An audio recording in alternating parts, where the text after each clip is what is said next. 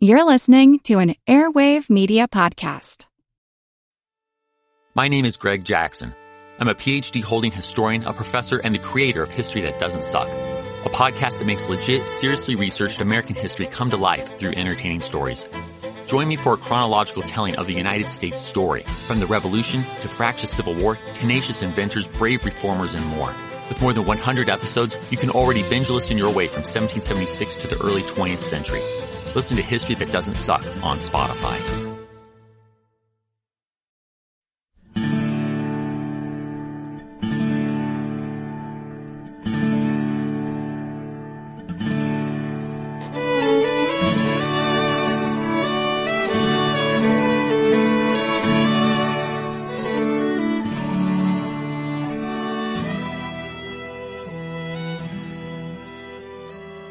Hey everyone, welcome to episode number 102 of our Civil War podcast. My name is Rich. And I'm Tracy. Hello y'all. Thanks for tuning into the podcast. As y'all will recall, last week we started to lay out the background to the Battle of Pea Ridge. We left off last week in late February 1862 with the Federals, led by Samuel Curtis, having pushed Sterling Price and his state guard out of Missouri and into northwest Arkansas. Once they reached Arkansas, Price's weary and famished troops had joined up with the Confederate force commanded by Ben McCulloch that was wintering in the area. Now the combined rebel force is in camps in the Boston Mountains south of Fayetteville, and the Confederate district commander, Earl Van Dorn, is coming from Little Rock to lead the Southern Army in person. Van Dorn has grand dreams of using McCulloch's and Price's troops to crush the Federals, and then he'll advance north through Missouri and capture St. Louis. Meanwhile, after successfully pushing Price and his state guardsmen out of Missouri and pursuing them into northwest Arkansas, the Federal commander, Curtis, had then faced a critical decision. Would he declare his mission accomplished and retire back into southwest Missouri? Or would he remain in Arkansas and prepare to fight for the foothold he had established in enemy territory? During the last few days of February, Curtis dispersed his divisions across the countryside to find supplies and forage, but by the 1st of March he had made his decision. He would remain in northwest Arkansas, consolidate his forces, and let the Confederates make the next move. Curtis knew that Price and McCulloch, as well as their new commander, Van Dorn, couldn't let the situation stand as it was, so they would have to come to him, and when they did, he would be ready for them.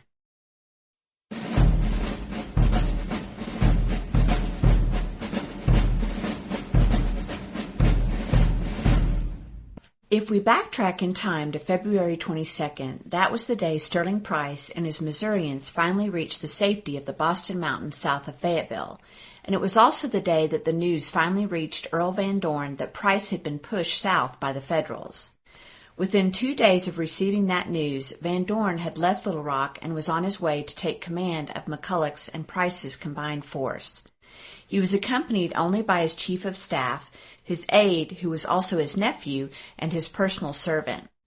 By the time the men had traveled 150 miles and reached Van Buren, Arkansas on March 1st, Van Dorn was suffering from chills and fever, a consequence of his having fallen into the cold waters of the Little Red River while the party was crossing it. Although Van Dorn was feeling under the weather, he was encouraged by a telegram from McCulloch that was waiting for him at Van Buren. The telegram was dated that day and read, "Sir, I have ordered the command to be ready to march as soon as you arrive with 6 days' cooked rations, and will notify General Price to be ready also. We await your arrival anxiously. We now have force enough to whip the enemy." The next day, Sunday, March 2nd, Van Dorn and his companions pressed onward into the Boston Mountains and reached Price's headquarters, where Van Dorn received an enthusiastic welcome from the Missourian. After their miserable retreat down into Arkansas, Price's men had spent the last week in the relative luxury of the Confederate camps in the Boston Mountains. The weather even turned milder, and during that week of calm and decent weather, some of the Missourians received uniforms for the very first time, helping them look more like an army and less like an armed mob. During that week, the Confederate cavalry had been keeping a close eye on the Federals, So when Van Dorn met with both McCulloch and Price on March 3rd, they were able to give him a fairly accurate picture of the enemy's deployment. What the rebel cavalry had reported was a Federal army that was divided across the countryside, and so Van Dorn decided to strike quickly at one element of the enemy army, 2 divisions commanded by Franz Sigel that were camped around Bentonville, about 25 miles north of Fayetteville. Van Dorn reckoned that if the Confederate army could move fast enough, it could attack the Yankees at Bentonville with a 3-to-1 advantage, and then turn on the main enemy force and enjoy a similar advantage. The key to Van Dorn's plan was speed and surprise, and so Earl Van Dorn, who was a cavalryman at heart, acted as if his army in northwest Arkansas were a cavalry troop out on the Texas frontier. He ordered the army to travel light, without tents or baggage, and the men would march with only their muskets, 40 rounds in their cartridge boxes, 1 blanket, and 3 days' rations in their haversacks. The supply train with ammunition and provisions would follow behind. Since there was no time to waste, the army would leave its camps the very next morning, March 4th. They would march north to Fayetteville and then continue on the Elm Springs Road to Bentonville, a trek of 38 miles, and Van Dorn wanted them to do it with all possible speed and without being discovered. The next morning, Tuesday the 4th, Van Dorn's army started out on their march north in a late winter snowstorm. The nice weather of the past week changed just as the Confederates left their camps. One Southern soldier serving in the 3rd Louisiana recalled that, quote, "The first day's march was toward Fayetteville. The snow and sleet were blinding and the roads in an awful condition. We halted for the night, but of course anything like sleep was out of the question. The second day the weather was somewhat better and the sun shone a little." End quote. But unknown to Van Dorn, even as his army set out on its march, his plan was already starting to unravel. That's because the Federal commander had decided that rather than let his army remain in its spread-out deployment, he would start to concentrate his forces. To that end, on March 3rd, the day before the Confederates set out, Curtis ordered Sigel and his 2 divisions at Bentonville to fall back to Little Sugar Creek, where Curtis had already started work on a strong defensive position where he would meet the inevitable rebel advance. Since Sigel didn't know that the inevitable rebel advance had actually already started, he didn't feel the need for any hurry to fall back to Little Sugar Creek, and so he took his time getting ready to leave Bentonville. That meant Van Dorn might still catch the Yankees at Bentonville, but the window of opportunity was closing. On March 5th, the second day of their advance, the Confederates, with Price's men in the lead, started north from Fayetteville on the Elm Springs Road. The troops trudged along through the snow, sleet, and mud. One soldier later said, quote, "It seemed as if General Van Dorn imagined the men were made of cast steel, with the strength and powers of endurance of a horse. Scarcely time was given the men to prepare food and snatch a little rest." End quote. Some of the soldiers grumbled when they noticed that while they made the wretched march north, Van Dorn, whose illness had flared up again shortly after leaving the camps, was riding snug in an ambulance. While Van Dorn rode snug in his ambulance, and while his troops trudged north out of Fayetteville, Franz Sigel at Bentonville had started to draw in his pickets in preparation for moving his 2 divisions to Little Sugar Creek, as per Curtis's orders.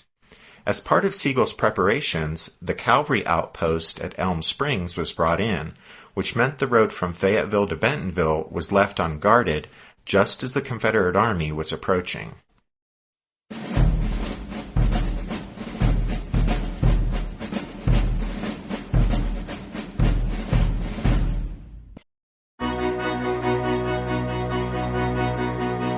History never says goodbye. It just says, "See you later." Edward Galeano was right when he said that. Events keep happening over and over again in some form. And that's the reason I produced the podcast, My History Can Beat Up Your Politics.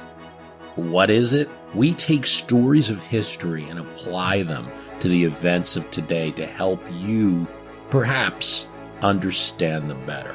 We are also part of Airwave Media Network. I've been doing the program since 2006. That's a long time, and the show has a long name. My History Can Beat Up Your Politics. Find me wherever you get podcasts.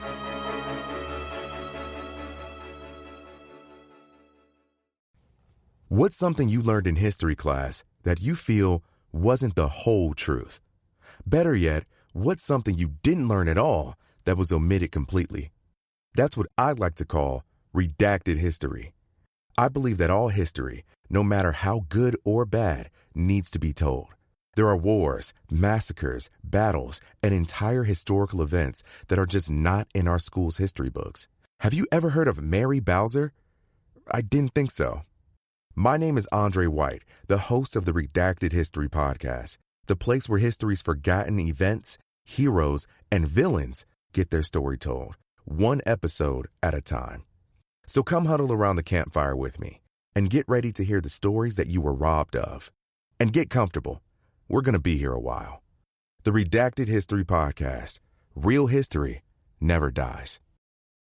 Stream the Redacted History Podcast on Apple Podcasts, Spotify, or wherever else you get your podcasts.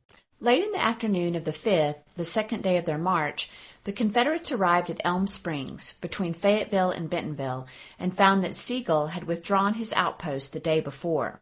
And so the rebels spent the night at Elm Springs, with the fortunate few finding a house to sleep in, while those not so fortunate built large fires to keep warm, since the weather remained very cold, with intermittent snow showers.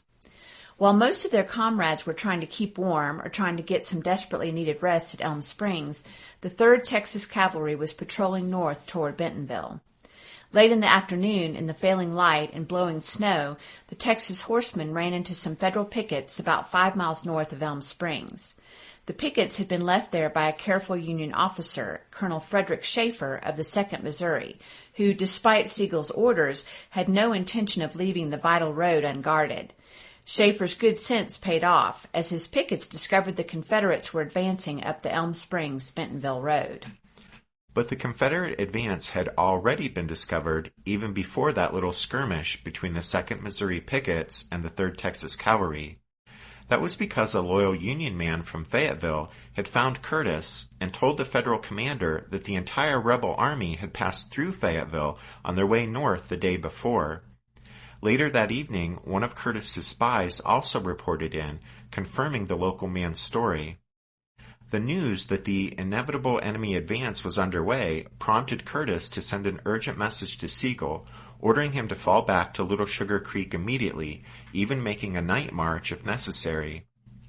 Sigel received Curtis's urgent message and, coupled with the report from Schaefer that rebels were on the Elm Springs Road just south of Bentonville, well, it finally spurred Sigel into action.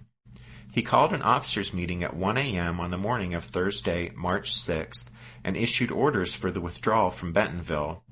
General Aspis' division and the wagons of the supply train would set out immediately for Little Sugar Creek, and then Colonel Osterhaus would follow with his division. In his book, The Battle of Pea Ridge, The Civil War Fight for the Ozarks, James R. Knight writes that, quote, "In spite of the darkness and cold, the withdrawal went reasonably well, with General Aspeth and the trains followed by Colonel Osterhaus's division getting clear of Bentonville by mid-morning. Sigel had kept about 600 men and a battery of artillery with him in the town and intended to add Colonel Schaefer's men to this group, giving him a rear guard of about 1,200 men. Having given orders to that effect, Sigel walked over to the Eagle Hotel on the town square and ordered breakfast. It was about 9:30 a.m. A few minutes later, Colonel Schaefer with his 2nd Missouri Infantry came into town. Nobody gave Schaefer the order to stay with the rear guard, so he marched his men out of town toward Little Sugar Creek, and Sigel lost half of his planned force." End quote. While his army had made themselves as comfortable as possible on the frigid night of March 5th, Van Dorn had worried about the skirmish that the 3rd Texas Cavalry had gotten into north of Elm Springs. He seemed to finally decide that if the Federals in Bentonville had been alerted to his army's advance, he could perhaps still achieve some measure of surprise by dividing his force and attacking the enemy from 2 directions. So Van Dorn sent most of his cavalry northwest up the Osage Mills Road, while he marched his weary infantry straight up the Bentonville Road. If Van Dorn actually had a plan, it seemed to be that his cavalry would hit the Federals in Bentonville from the west, while the rebel infantry attacked from the south. But although he didn't know it, Van Dorn had already missed his last chance to intercept the main body of the Federal troops that had been at Bentonville. By the time the Confederate commander set his plan into motion on the morning of March 6th, most of Sigel's troops and supply train were already on their way to join Curtis at Little Sugar Creek, and the only Federals left in Bentonville were Sigel himself and his small rear guard. Just after 9 a.m., the head of Van Dorn's column ran into Yankee cavalry on the Elm Springs Road about 5 miles south of Bentonville. After a short skirmish, the enemy horsemen withdrew up the road. Van Dorn now knew beyond any doubt that he had lost the element of surprise, so he sent what few mounted men he had kept with him galloping up the road toward Bentonville. And so just after 10 o'clock, 3 things happened very quickly. First, Sigel came out of the Eagle Hotel and discovered that Schaefer and the 2nd Missouri had left town, leaving him with only 600 men. Second, the cavalry detachment that had just tangled with the head of Van Dorn's column came galloping into Bentonville with word that the rebels were right behind them. And third, Confederate horsemen led by James McIntosh, coming from Osage Mills, and Elijah Gates, coming up the Elm Springs Road, met just south of Bentonville and joined forces. Thus, Brigadier General Franz Sigel was caught at the tail end of his retreating column with a rear guard that amounted to 1 understrength regiment, and he was facing the oncoming rush of practically every horseman in Van Dorn's army. Sigel quickly got his rear guard on the move, headed east out of Bentonville. In the ensuing running battle, Sigel was aided by the tactics chosen by Confederate Brigadier General James McIntosh. McIntosh was a West Pointer, an aggressive, black-bearded cavalry officer who, as an officer in the U.S. Army, had served at Fort Smith, Arkansas before the Civil War. Now, McIntosh, instead of simply riding east around Bentonville to outdistance and then cut off Sigel's slower-moving detachment, McIntosh divided his horsemen, sending Gates and his Missouri cavalry directly across the open prairie to harass Sigel, while he, McIntosh, took his Texans through Bentonville and out around to the north to circle around behind Sigel's group. But while Gates did his best to slow down the Yankee rear guard, McIntosh soon ran into difficulty. Speed was essential if McIntosh's maneuver was going to work, but as he pushed his troopers along, his men and horses began to break down due to fatigue and the freezing temperatures. One young Texan said, quote, "I was so benumbed with cold that I could not cap my pistols. I tried ever so hard to do so, but had my life depended on it, I could not have succeeded." End quote. As the progress of McIntosh's flanking movement slowed to a walk, with some of the frozen Texans simply dismounting and leading their jaded mounts along the road, Gates harried the retreating Federals as best he could, but Sigel conducted his rear guard skillfully, and despite some sharp fighting along the way, he managed to escape. Around 4 p.m., McIntosh had to inform Van Dorn that the Yankees had managed to slip away from Bentonville. And so by the evening of the 6th, Samuel Curtis had managed to concentrate his scattered forces. The last unit to arrive was Colonel William Vandeveer's detachment, which reached Little Sugar Creek after a truly heroic effort. Vandeveer's column marched 42 miles in 16 hours in freezing temperatures along icy roads without losing a single man. But now all the Federals were concentrated on or near the spot Curtis had previously selected as the location where his army would meet the Confederate advance. The ground that the careful and methodical Curtis, an engineer by training, had chosen was a strong position astride the Telegraph Road on the north bank of Little Sugar Creek, atop the bluffs overlooking the stream. With the Federal infantry and artillery entrenched on the bluffs and firing down on any enemy attempting to cross the stream, the Little Sugar Creek Valley would be turned into a killing field.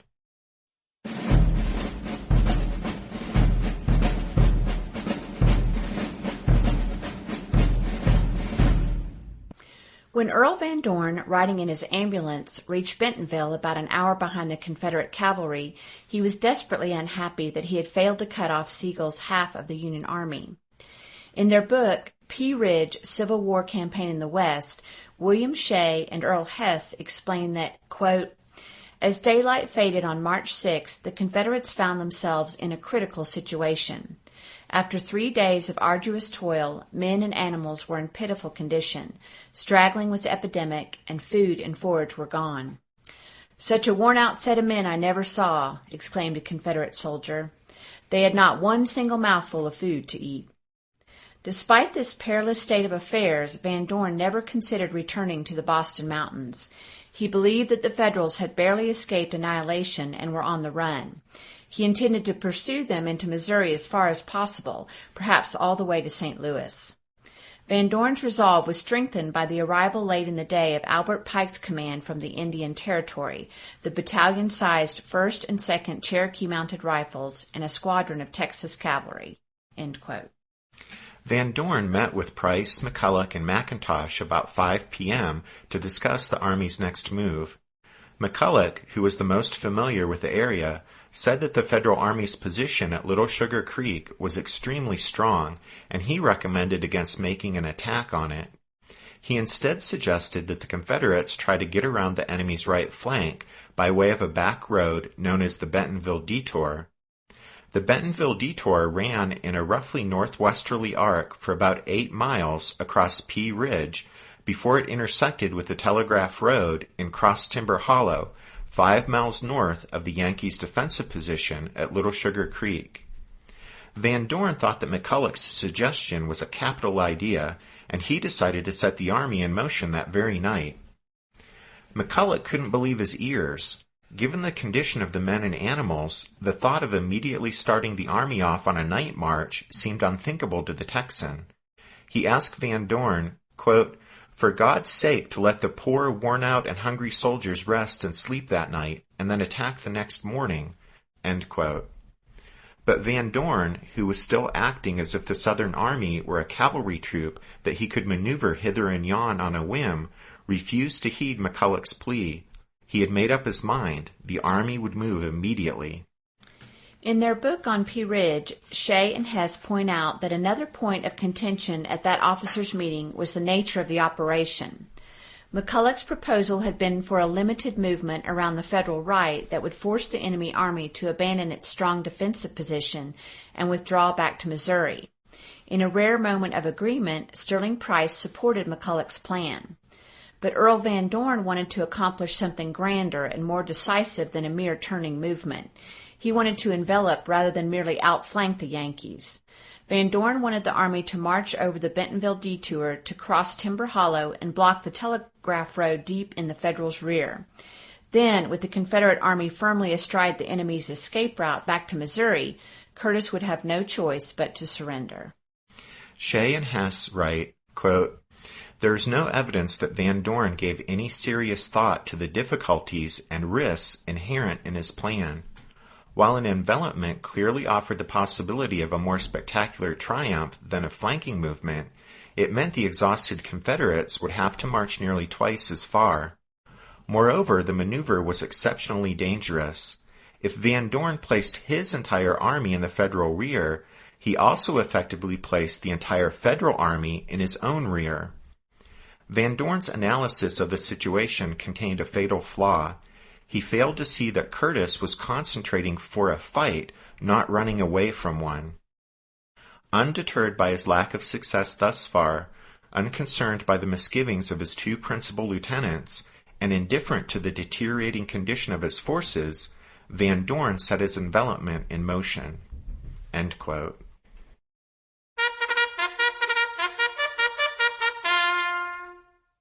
That means it's time for this episode's book recommendation.